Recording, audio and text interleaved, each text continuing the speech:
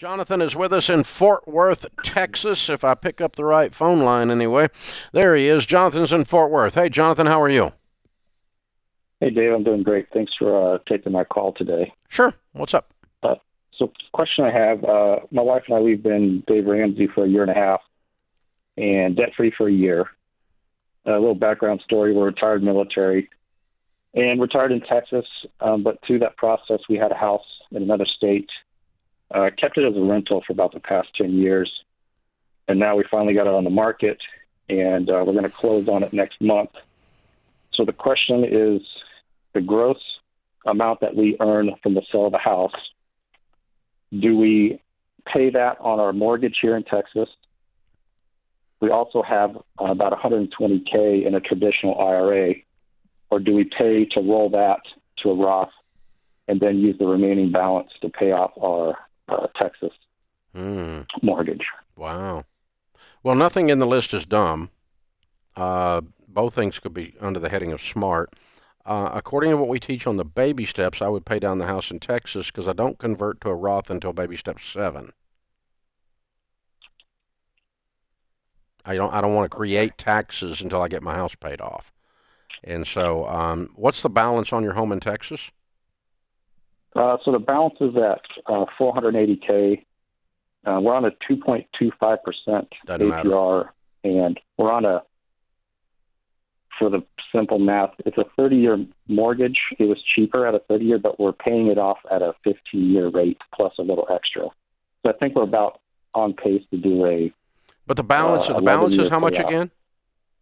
480. And how much are you getting from the property that you're selling? We're expected to gross about $200K. Oh, excellent. Okay. Yeah, I would throw it at the house. Okay. Here's the deal. I don't want to create taxes and give the government the tax money while I've still got house debt, because effectively you would have been borrowing on your home to pay the Roth IRA taxation. You follow me? Okay. That's why I did that. In other words, if you've got, let's just pretend that you owe $200,000 on your house, $280,000 on your house, okay? And you have the opportunity to convert to your Roth IRA, but it's going to create $200,000 worth of taxes. Are you going to go borrow $200,000 more on your house in order to convert to a Roth? No.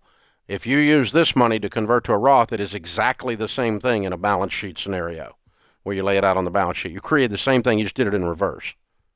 And that's how I decided not to do that. That was the critical thinking path I used to say I wouldn't borrow on my house to pay taxes on converting a traditional to a Roth, and I won't pay taxes converting a traditional to a Roth in lieu of paying down my house. It's the same thing, but backwards. That's all. That makes sense? I was following, but the speed and the pace by which you do it, I have to really catch up. I really do. You 35 years of doing this is pretty good, folks. It's pretty good stuff. Well, it's not rocket, but it's just I have to think about how the stuff is going where, and right. Once I get that, then I remember why I have the baby steps.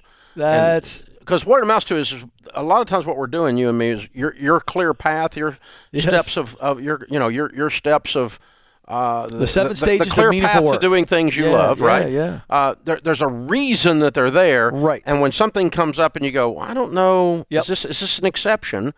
Then you go, no, because that's right. Here's the way I did and that. You walk it back through. Here's the logic flow. Sure. Yeah, it makes and total sense. And if you do that, then you can understand, that's why the baby steps still work after all these years. Yep. That's why your clear path to doing work you love will still work 20 years from now. Well, one of the things, when you walk through that, what it does is by using that methodology and the way you kind of logically work through that, it also takes out the emotion, which I think is so important.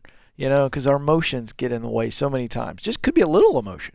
I mean, it doesn't have to be some big, fretful, fearful thing. It could be, I got a little bit of doubt. Is this the right thing? Yeah. I'm a little bit nervous about this. There's a cornucopia of emotions that can get us into a place where we go, and it's like, no, let's walk through this from a process standpoint. That's the power of process. Mm-hmm. Yeah, and so much of what we are trying to influence you guys to do is a proven process, and his question is really, really good Oh yeah. because it's a high-level question. Absolutely. And it's also really good because neither answer is in the stupid column.